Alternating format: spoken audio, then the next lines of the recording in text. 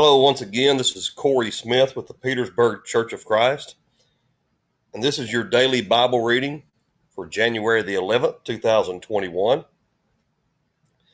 Today we will be reading from Genesis chapter 32, 33, and 34, and also Matthew chapter 27 and 28.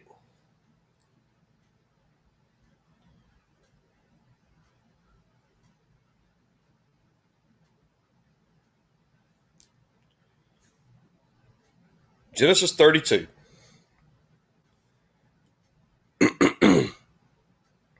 And Jacob went on his way, and the angels of God met him. And when Jacob saw them, he said, "This is God's host," and he called the name of that place Mahanaim. And Jacob sent messengers before him to Esau his brother unto the land of Seir, the country of Edom. And he commanded them, saying, "Thus shall you speak unto my lord Esau. Thy servant Jacob saith thus, I have sojourned with Laban, and stayed there until now. And I have oxen and asses, flocks, and men servants and women servants. And I have sent to tell my lord, that I may find grace in thy sight." And the messengers returned to Jacob, saying, "We came to thy brother Esau, and also he cometh to meet thee, and 400 men with him." Then Jacob was greatly afraid and distressed. And he divided the people that was with him, and the flocks, and herds, and the camels, into two bands, and said, "If Esau come to the one company and smite it, then the other company which is left shall escape." And Jacob said, "O God of my father Abraham, and God of my father Isaac, the Lord which saith unto me, Return unto thy country and to thy kindred, and I will deal well with thee, I am not worthy of the least of all the mercies, and of all the truth, which thou hast showed unto thy servant.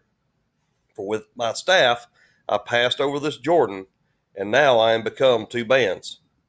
Deliver me, I pray thee, from the hand of my brother, from the hand of Esau, for I fear him, lest he will come and smite me, and the mother with the children. And thou sayest, I will surely do good to thee, and make thy seed as the sand of the sea, which cannot be numbered for multitude." And he lodged there that same night, and took of that which came to his hand a present for Esau his brother, 200 she-goats and 20 he-goats, 200 ewes and 20 rams, 30 milk camels with their colts, 40 kine and 10 bulls, 20 she-asses and 10 foals. And he delivered them into the hand of his servants, every drove by themselves, and said unto his servants, "Pass over before me, and put a space betwixt drove and drove." And he commanded the foremost, saying, "When Esau my brother meeteth thee, and asketh thee, saying, Whose art thou, and whither goest thou, and whose are these before thee? Then shalt thou say, They be thy servant Jacob's. It is a present sent unto my lord Esau. And behold, also he is behind us." And so commanded he the second and the third, and all that followed the droves, saying, "On this manner shall you speak unto me, Esau, would ye find him. And say ye moreover, Behold, thy servant Jacob is behind us. For he said, I will appease him with the present that goeth before me, and afterward I will see his face, peradventure he will accept of me." So when the present over before him, and himself lodged that night in the company. And he rose up that night, and took his 2 wives, and his 2 women servants, and his 11 sons, and passed over the ford Jabbok. And he took them and sent them over the brook, and sent over that he had. And Jacob was left alone, and there wrestled a man with him until the breaking of the day. And when he saw that he prevailed not against him, he touched the hollow of his thigh, and the hollow of Jacob's thigh was out of joint, and as he wrestled with him. And he said, "Let me go, for the day breaketh." And he said, "I will not let thee go, except thou bless me." And he said unto him, "What is thy name?" And he said, "Jacob." And he said, "Thy name shall be called no more Jacob, but Israel, for as a prince hast thou power with God and with men, and hast prevailed." And Jacob asked him and said, "Tell me, I pray thee, thy name." And he said, "Wherefore is that thou doest ask after my name?" And he blessed him there. And Jacob called the name of the place Peniel, for I have seen God face to face, and my life is preserved. And as he passed over Peniel, the sun rose upon him, and he halted upon his thigh. Therefore the children of Israel eat not of the sinew which shrank, which is upon the hollow of the thigh, unto this day, because he touched the hollow of Jacob's thigh in the sinew that shrank.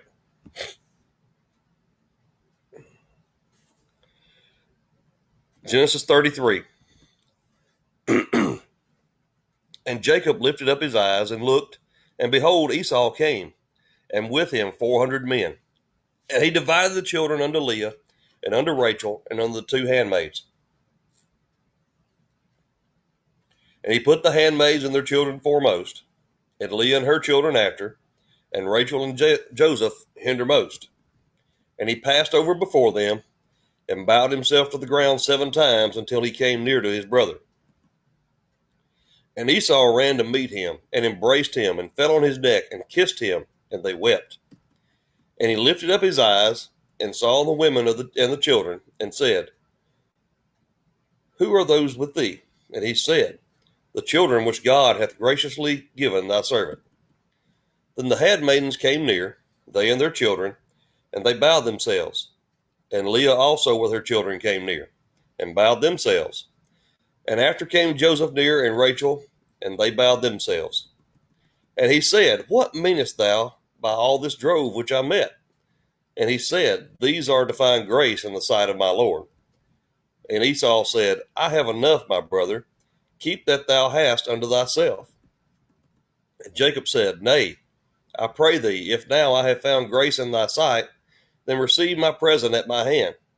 Now therefore I have seen thy face, as though I had seen the face of God, and thou wast pleased with me. Take, I pray thee, my blessing that is brought to thee, because God hath dealt graciously with me, and because I have enough. And he urged him, and he took it. And he said, Let us take our journey, and let us go, and I will go before thee.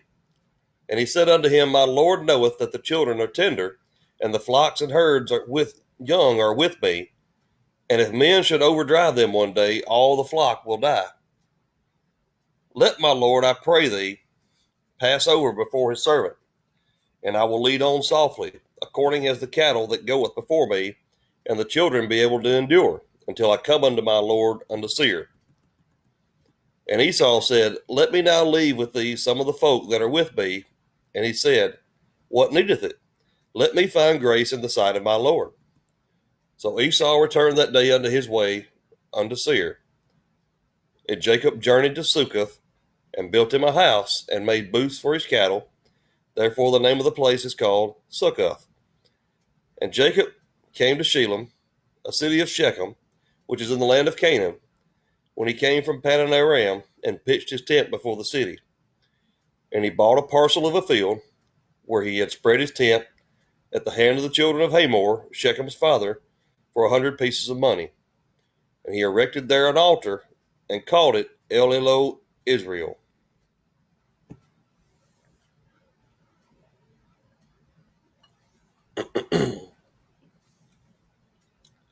Genesis 34. And Dinah, the son of Leah, which she bare unto Jacob, went out to see the daughters of the land. And when Shechem, the son of Hamor the Hivite, prince of the country, saw her, he took her and lay with her, and defiled her. And his soul clave unto Dinah, the daughter of Jacob. And he loved the damsel, and spake kindly unto the damsel. And Shechem spoke unto his father Hamor, saying, Get me this damsel to wife. And Jacob heard that he had defiled Dinah his daughter. Now his sons were with his cattle in the field, and Jacob held his peace until they were come. And Hamor the father of Shechem went out unto Jacob to commune with him. And the sons of Jacob came out of the field when they heard it, and the men were grieved, and they were very wroth, because he had wrought folly in Israel in lying with Jacob's daughter, which thing ought not to have been done. And Hamor communed with them, saying, The soul of my son Shechem longeth for your daughter. I pray you give her him to wife, and make you marriages with us, and give your daughters unto us, and take our daughters unto you. And you shall dwell with us, and the land shall be before you. Dwell and trade you therein, and get you possessions therein. And Shechem said unto her father and unto her brethren, Let me find grace in your eyes, and what ye will say unto me I will give. And me neither so much dowry and gift, and I will give according as ye shall say unto me, but give me the damsel to wife. And the sons of Jacob answered Shechem and Hamor his father deceitfully, and said, Because he had defiled Dinah their sister. And they said unto him, We cannot do this thing, to give our sister to one that is uncircumcised, for that were a reproach unto us. But in this we consent unto you, if ye will be as we be, that every male of you be circumcised, then will we give our daughters unto you, and we will take your daughters to us, and we will dwell with you, and we will become one people. But if you will not hearken unto us to be circumcised, then we will take our daughter, and we will be gone. And their words pleased Hamor and Shechem, Hamor's son. And the young man deferred not to do the thing, because he had delight in Jacob's daughter, and he was more honorable than all the house of his father. And Hamor and Shechem his son came unto the gate of their city, and communed with the men of their city, saying, These men are peaceable with us. Therefore let them dwell in the land, and trade therein for the land. Behold, it is large enough for them. Let us take their daughters to us for wives, and let us give them our daughters. Only herein will the men consent unto us for to dwell with us, to be one people, if every male among us be circumcised, as they are circumcised. Shall not their cattle and their substance and every beast of theirs be ours? Only let us consent unto them, and they will dwell with us. And unto Hamor and unto Shechem his son hearkened all that went out of the gate of his city, and every male was circumcised, all that went out of the gate of his city. And it came to pass on the third day, when they were sore, that two of the sons of Jacob, Simeon and Levi, Dinah's brethren, took each man his sword, and came upon the city boldly, and slew all the males. And they slew Hamor and Shechem his son with the edge of the sword, and took Dinah out of Shechem's house, and went out. The sons of Jacob came upon the slain, and spoiled the city, because they had defiled their sister. They took their sheep and their oxen and their asses, and that which was in the city, and that which was in the field, and all their wealth and all their little ones, and their wives took they captive, and spoiled even all that was in the house. And Jacob said to Simeon and Levi, You have troubled me to make me to stink among the inhabitants of the land, among the Canaanites and the Perizzites. And I, being few in number, they shall gather themselves together against me, and slay me, and I shall be destroyed, I and my house. And they said, Should he deal with our sister as with a harlot?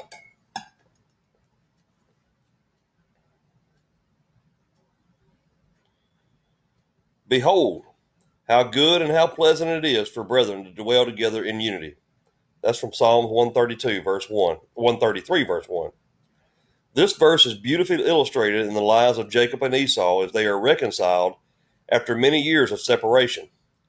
Fearing his brother's wrath is still not subsided after many years, Jacob divides his family, servants, and possessions in the event of attack.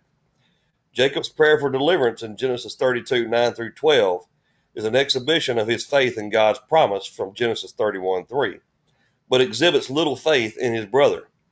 Arranging for a succession of gifts to assuage Esau's anger, Jacob comes to realize his fear was completely unfounded. What a beautiful picture is painted that after the passage of so much water under the bridge, that Esau comes to realize that a relationship with his brother far exceeds any physical blessing he may have earlier forfeited. Perhaps Esau came to remember and realize that in his hastiness he received that which he had agreed. Too many families remain estranged over various faults and accusations. Whether real or perceived, we should strive to have the heart of Esau, as witnessed in today's reading. Now the New Testament. Matthew 27 and Matthew 28.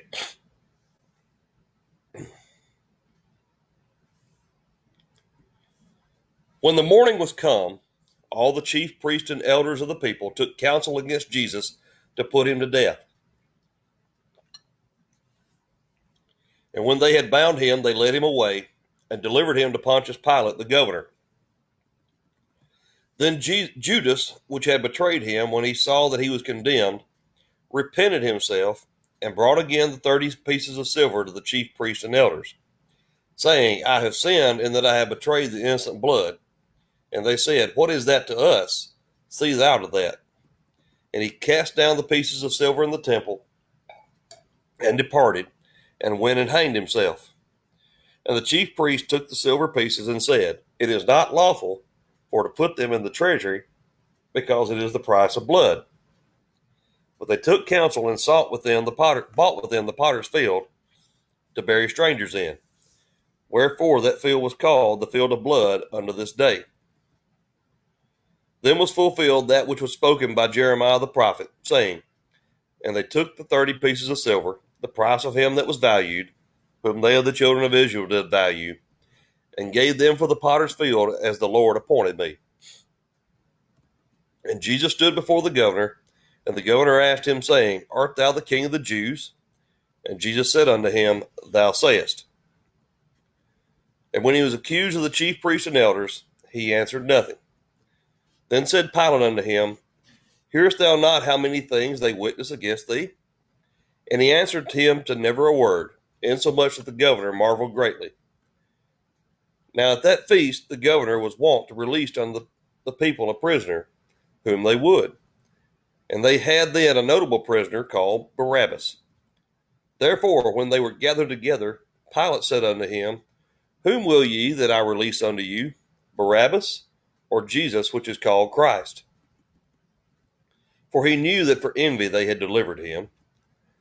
When he was set down on the judgment seat, his wife said unto him, saying, Have thou nothing to do with that just man? For I have suffered many things this day in a dream because of him. But the chief priests and elders persuaded the multitude that they should ask Barabbas and destroy Jesus. The governor answered and said unto them, Whether of the twain will ye that I release unto you? They said, Barabbas. Pilate said unto them, What shall I do then with Jesus, which is called Christ? They all say unto him, Let him be crucified. And the governor said, Why? What evil hath he done? But they cried out the more, saying, Let him be crucified.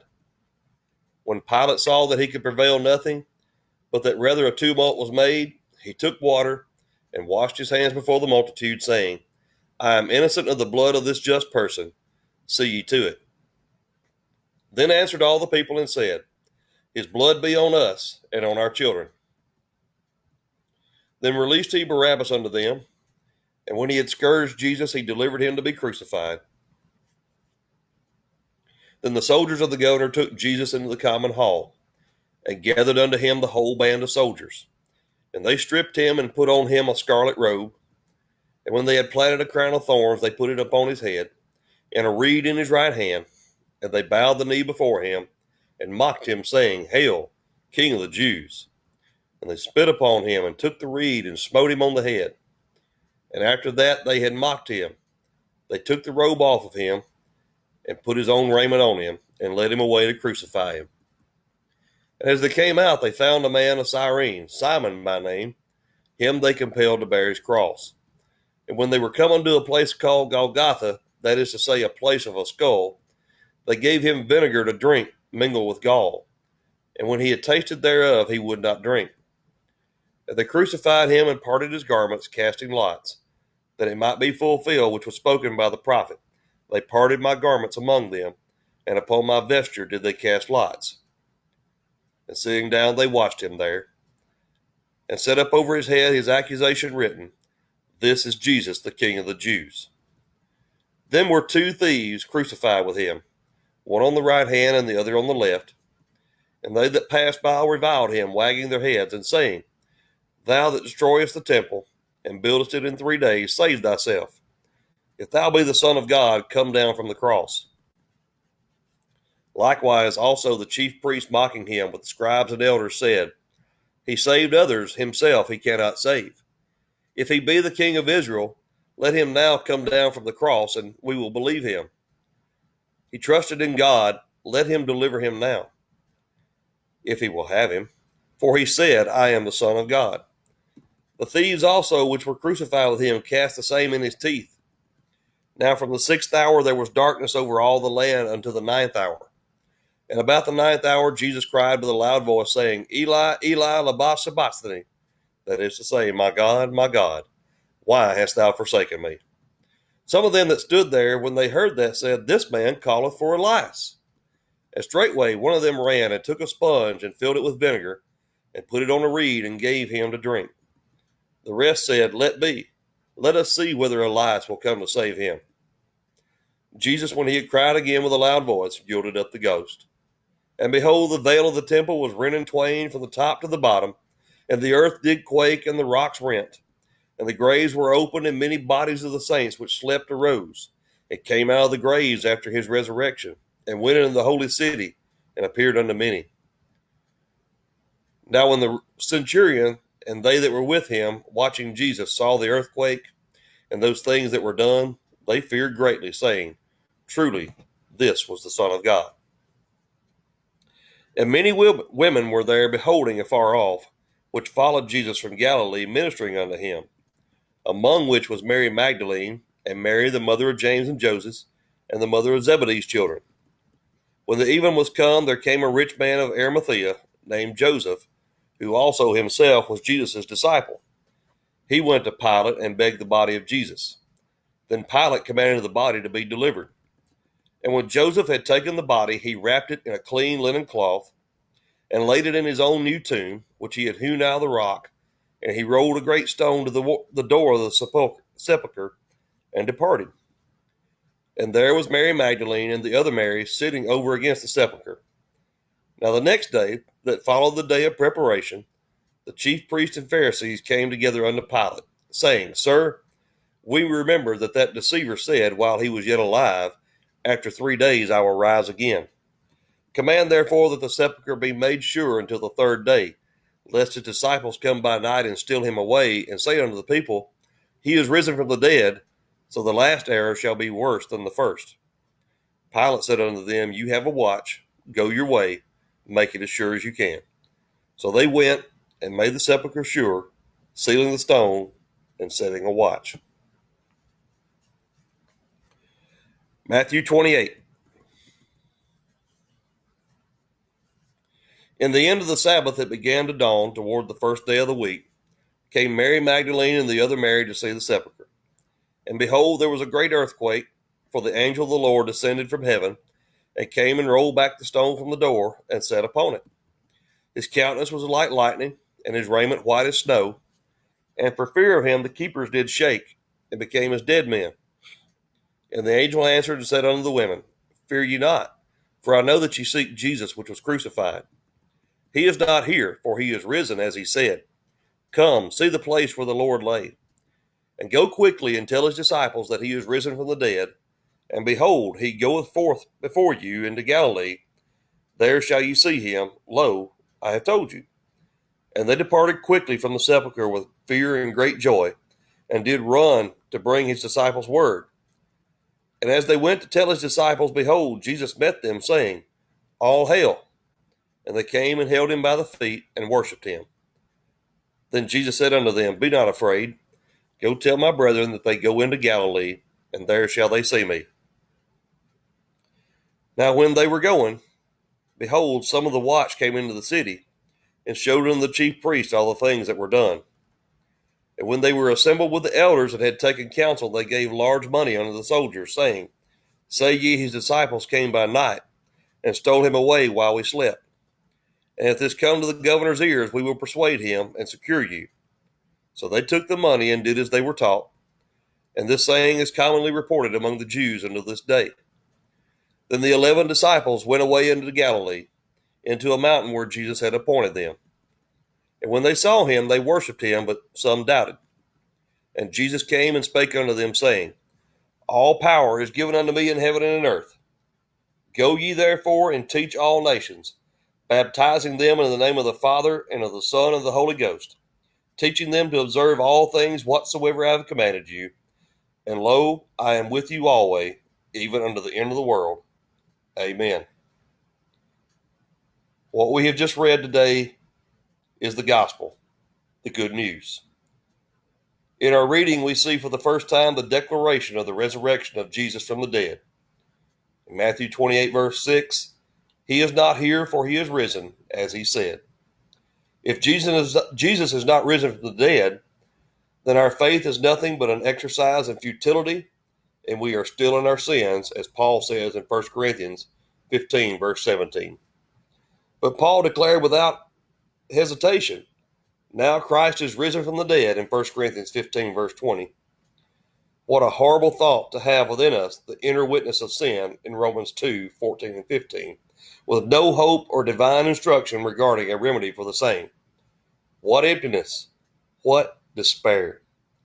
But our faith in the resurrection of Jesus and the picturing of the same in our own death, burial, and resurrection in Romans 6, 3-7 fills the void created by Satan and sin. As the words of an old song say, behold, because he lives, I can face tomorrow. Because he lives, all fear is gone. Every day should be lived in service and praise to God because Jesus lives. Again, I'm Corey Smith with the Petersburg Church of Christ. This has been your daily Bible reading for January the 11th, 2021. I hope this has been beneficial to you and encouraging as well. We pray that you will share this out every way that you can through your social media, text messages, email, whatever you can do. Let your friends know about this so that they too can join in daily with us. Until next time, have a great day.